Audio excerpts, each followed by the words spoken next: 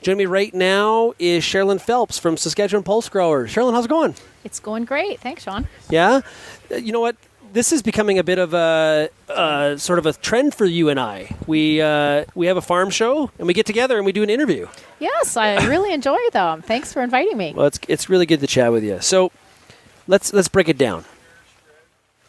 Things don't look that bad out there. We've had a little bit of rain, and all of a sudden it's like I'm seeing a little bit of optimism swinging into growers across a lot of crops, and pulses are included in that. Yeah, we've been very fortunate. It's over the past month, I guess you could say, we've gone from where crops are barely hanging on in some areas where it's been so dry to getting that rain, and all of a sudden things start perking up, and some of the pulse crops look absolutely fantastic at this point. Peas especially?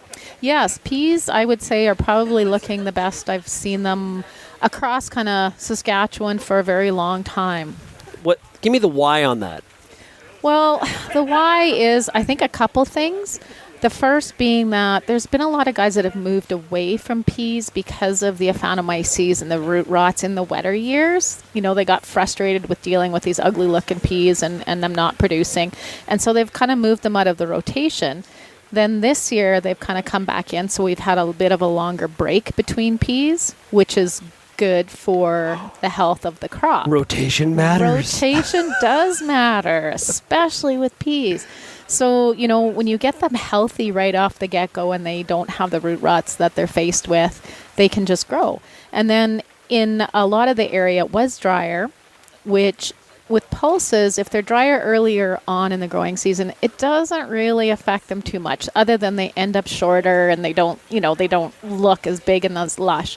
But then once they get moisture, they just seem to be able to take that moisture. They fix their own nitrogen, so that is timed with the plant growth. So the more they grow, the more nitrogen they fix, and that all works with the moisture to really start growing.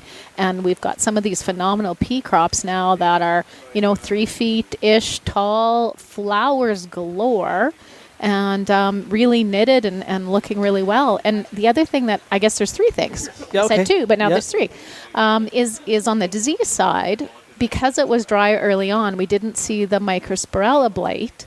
So, the plants are healthier and they're just looking better and look really good out there right now. So it's a combination of things. Now, early on in the growing season, we were talking about short lentils, and but have we recovered from that then? Well, with lentils, they don't ever really get that tall. Well, so short or waist shorter. high by the July 1st does not exist in lentils. No. So you've got ankle high or mid shin length height. So true. Yeah. So, with lentils, they have grown and they've really filled in. And there is some really good looking lentils. Lentils, it's a little bit scarier when they start looking really lush because they can grow more biomass and less potting. Peas will put their they will reproduce and they are more determinate, so they produce that grain and that yield. With lentils, they're more indeterminate, so the more lush the growth, sometimes the disease can come in and affect things more so than with the peas. We're not growing silage here. We're not growing silage. We're growing them for grain. So that early adversity, because I've always thought about this with chickpeas, and you've clarified something. I always thought it was kind of a chickpea only thing where they really, really like that adversity early on, but it's across the pulse family. Yes, like they can withstand the drier conditions early on in their growth and doesn't really affect yield. As long as we get the moisture and not too much, because that can kind of flip the switch the other way. But with pulses, it's typically once that early flowering, once that reproductive phase hits, that's when they need the moisture, and that can really help them develop yield. So we've seen a lot of fungicide going on then with peas, or not? We have. There's been kind of 2 theories out there, and with any fungicide and disease, it's you want to get the fungicide on before too much of the disease is really there, because you want to protect the healthy tissue. So typically it's the early infection that you're protecting against, and the later infections tend to have less impact on yield but more on quality and standability.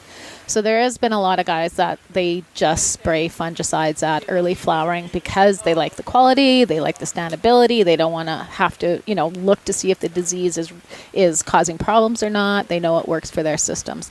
And then there's the flip side where there's other growers and agronomists that are out there scouting for disease, and they're waiting until they see that disease starting to come in, and then they go in and spray fungicide. So this year with the peas, a lot of the disease did come in later. So we're seeing guys going in now with fungicides and hitting it at full flower sort of thing to try and protect it. Has weed control been a problem at all? And you're laughing, so I'm guessing yes. But because, weeds can really sneak up on you in pulses. Like I remember as a kid, we had this dryland field pea field, and we had sprayed, but we got this late flush of kochia. Went out there on a Saturday, everything looks fine, we're all good. Came back on the Monday, and there was kochia everywhere. It's like we planted kochia. How about the weed control? Well, the control, I would say weed management has been a challenge. This year, with it being so dry, there was no weeds. Guys did a burn off before planting or just after planting and got any weeds that would have overwintered or in the early season. And then it never rained, so there was no volunteer canola coming up. The kochia wasn't coming up. So by the time the peas and lentils were getting to the maximum stage of when you can apply herbicides, guys had to make the choice of, do I actually go in and spray for weeds, or do I just live with what I've got? Not knowing what the weather was going to do. And in some cases, they just said, I'm not spraying. I'm going to live with what I've got. And then it rained, a week or two later, and now we have a mat of volunteer canola under our peas. But spraying wouldn't have helped those people. It wouldn't have, unless you can go in and spray some sort of residual type product. Okay. That would help control. And there was some guys that did some later applications to try and just get some of those weeds under control. The fortunate thing is, though, like we talked about the peas and how they're looking, because they look so good and have such a mat of crop there, that they're choking a lot of those weeds out. But we may start seeing the odd, yellow flower shooting through the top of those pea fields as harvest comes along. But with any luck, maybe it won't be a long enough season for the canola to make yield, because it is later, right? It's the canola, the volunteer canola that's coming up is only just kind of really small at the moment and hasn't started to bolt. So by the time the peas are ready for harvest, hopefully the canola isn't setting seed. So staging-wise, where are we? Because we were so dry early, now we're getting some rain. Well, fill me in here, because now I'm a little bit confused in my head. Do we have an early harvest, late harvest? Where are we at here? Well, I think we're still a little bit behind in terms of normal where the pulse crops are. Peas particularly are anywhere from full flower to podding stage. I've heard reports of peas where they're starting to fail and are kind of the garden edible stage, where guys like to go out and grab a handful and eat them. Absolutely. Yes, but also still some that are still pretty immature at the full flower stage. Would I be stepping out too far on a limb? Because I asked Ian Epp this from the Canola Council yesterday. Are we in for an average crop? Like, has an average crop snuck up on us? And I listen. I talk about this every day, and I'll tell you, I was getting depressed from all the weeks of too dry. Ontario way too wet. That's a whole other problem. Yeah. But has an average crop kind of snuck up on us a little bit, or am I getting ahead of myself? Well, I think when you talk about an average crop sneaking up on you, I think most of us realize that with pulses, you can't make a yield estimate in those vegetative stages. Because the potential once they hit the reproductive stages is just so vast. So in terms of an average crop, definitely the peas look really good. Most guys I talk to are thinking above average. In terms of the lentils, who knows yet with that one, because a whole lot of biomass with lentils does not necessarily lead to a huge yield. Are there any products or anything you can do to change that with the plant? No, that's just how it is. No, they do like a stress, and environment is usually the main one that we rely on. And there's a number of things that guys and research has tried over the years, but nothing is a silver bullet that will switch the gears on the lentil plants to make them come into seed.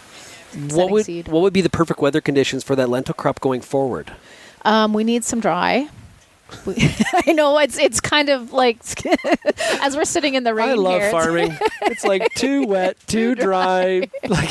But you need the heat and a bit of dryness just to give it that stress. And then you're still going to need some moisture to make sure it can fill. That if it was dry from this point forward, it's sort of With some adversity. rains, Now I got to start producing seed. Yes. Okay. Well, you may get it. It's raining here this afternoon, which has slowed things down out in the alleyways a little bit, but we're under the very friendly confines of the Crop Pro Consulting tent. Yes. So big thanks to them. Sherrilyn, thank you very much. Thank you.